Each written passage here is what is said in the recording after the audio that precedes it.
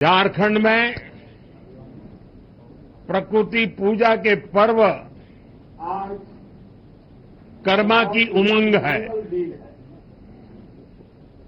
इस समय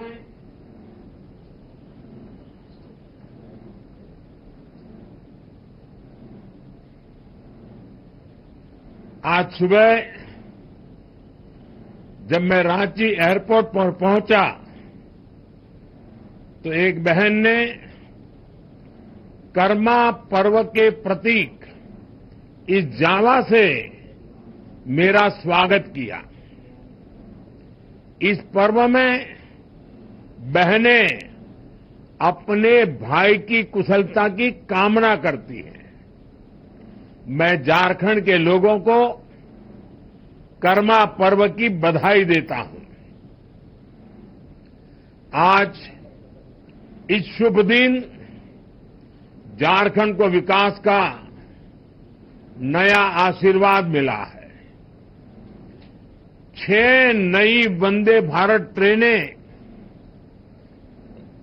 650 करोड़ से ज्यादा की रेलवे परियोजनाएं, कनेक्टिविटी और यात्रा सुविधाओं का विस्तार और इस सबके साथ साथ झारखंड के हजारों लोगों को पीएम आवास योजना के तहत अपना पक्का घर। मैं झारखंड की जनता जनार्दन को इन सभी विकास कार्यों के लिए बधाई देता हूं। इन वंदे भारत ट्रेनों से जो और राज्य से भी जुड़ रही है, मैं उन सभी को भी बधाई देता हूं। साथियों, एक समय था जब आधुनिक सुविधाएं, आधुनिक विकास देश के केवल कुछ शहरों तक सीमित रहता था। झारखंड जैसे राज्य आधुनिक इंफ्रास्ट्रक्चर और विकास के मामले में पीछे छूट गए थे, लेकिन सबका साथ सबका विकास के मंत्र ने देश की सोच और प्राथमिकताओं को बदल दिया है। अब देश की प्राथमिकता देश का गरीब है। अब देश की प्राथमिकता देश का आदिवासी है। अब देश की प्राथमिकता देश का दलित, वंचित और पिछड़ा समाज है। अब देश की प्राथमिकता महिलाएं हैं, युवा है, किसान है।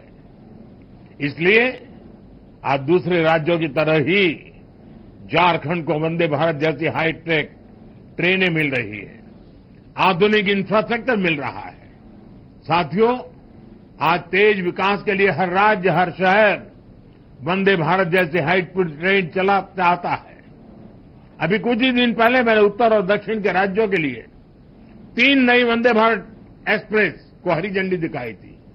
और आज टाटानगर से पटना, टाटानगर से उड़ीसा के ब्रह्मपुर, राउरकेला से टाटानगर होते हुए हावड़ा, भागलपुर से दुमका होते हुए हावड़ा, देवघर से गया होते हुए वाराणसी और गया से कोडरमा, पारसनाथ, धनबाद होते हुए हावड़ा के लिए वंदे भारत एक्सप्रेस की सेवा शुरू हुई है। और अभी जब मंच पे आवास वितरण का कार्यक्रम चल रहा था, उसी समय मैंने झंडी दिखा करके इन सभी वंदे भारत ट्रेनों को विदाई भी दे दी और वो अपने गंतव्य स्थान पर चल पड़ी है। पूर्वी भारत में रेल कनेक्टिविटी के विस्तार से इस पूरे क्षेत्र की अर्थव्यवस्था को मजबूती मिलेगी। इन ट्रेनों से कारोबारियों को, छात्रों को लाभ होगा। इससे यहां आर्थिक और सांस्कृतिक गतिविधियां भी तेज होगी। आप सभी जानते हैं, आज देश और दुनिया से लाखों की संख्या में श्रद्धालु काशी आते हैं। काशी से देवघर के लिए वंदे भारत ट्रेनों की सुविधा होगी तो उनमें से बड़ी संख्या में लोग बाबा वैद्यनाथ के भी दर्शन करने जाएंगे। इससे यहां पर्यटन को बढ़ावा मिलेगा। टाटानगर तो देश का इतना बड़ा औद्योगिक केंद्र है। यातायात की अच्छी सुविधा यहां के औद्योगिक विकास को और गति देगी। पर्यटन और उद्योगों को बढ़ावा मिलने से झारखंड के युवाओं के लिए रोजगार के अवसर भी बढ़ेंगे। साथियों, तेज विकास के लिए आधुनिक रेल इंफ्रास्ट्रक्चर उतना ही जरूरी है। इसलिए आज यहां कई नए प्रोजेक्ट भी शुरू किए गए हैं।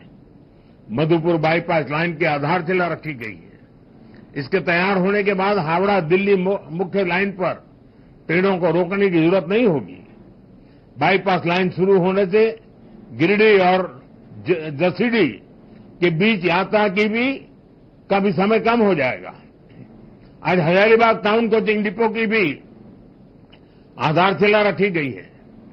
इससे कई नई ट्रेनें सेवाओं का शुरू करने में सुविधा होगी। कुरफुरा से कनाड़वा तक रेल लाइन का दोहरीकरण होने से झारखंड में रेल कनेक्टिविटी और मजबूत हुई है।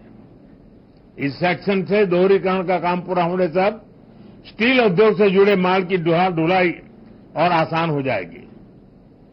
साथियों, झारखंड के विकास के लिए केंद्र सरकार ने राज्य में निवेश भी बढ़ाया है और काम की गति भी तेज की गई है। इस साल झारखंड में रेल इंफ्रास्ट्रक्चर के विकास के लिए 7,000 करोड़ रुपए से ज्यादा का बजट दिया गया है।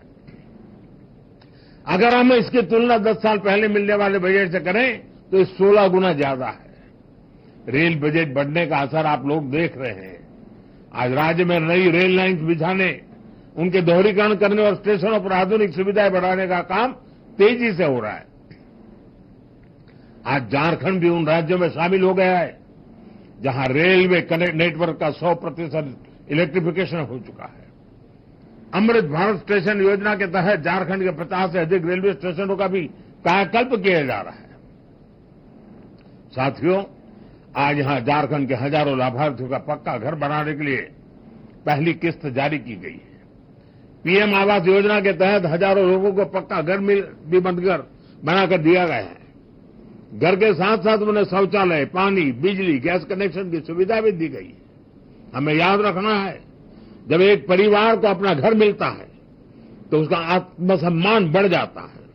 वो अपना वर्तमान सुधारने के साथ ही बेहतर भविष्य के बारे में सोचने लगता है। उसे लगता है कि कुछ भी संकट हो तो भी उसके पास एक अपना घर तो रहेगा ही।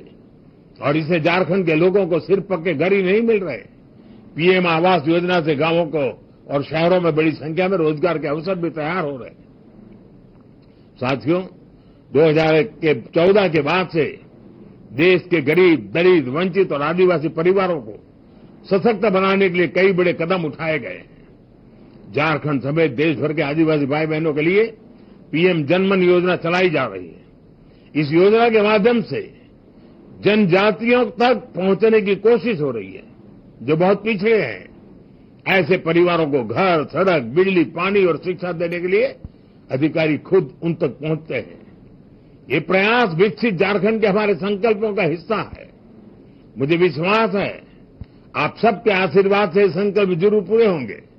हम झारखंड के सपनों को साकार करेंगे। इस कार्यक्रम के बाद मैं एक और विशाल जनसभा में भी जा रहा हूं।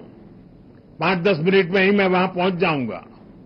वहां बहुत बड़ी संख्या में लोग मेरा इंतजार कर रहे हैं। वहां मैं विस्तार से झारखंड से जुड़े दूसरे विषयों पर भी बात करूंगा। लेकिन मैं झारखंड वासियों की क्षमा भी मांगता हूं, क्योंकि मैं रांची तो पहुंच गया लेकिन प्रकृति ने मेरा साथ नहीं दिया और इसलिए यहां से हेलीकॉप्टर निकल नहीं पा रहा है, वहां पहुंच नहीं पा रहा है और इसके कारण मैं वीडियो कॉन्फ्रेंस से इन सारे कार्यक्रमों का आज उद्घाटन और लोकार्पण कर रहा हूं। और अभी सार्वजनिक सभा में भी मैं सबसे वीडियो कॉन्फ्रेंस से जी भर करके बहुत सी बातें करने वाला हूं। मैं फिर एक बार आप सभी यहां आए इसके लिए आपका बहुत बहुत धन्यवाद करता हूं। नमस्कार।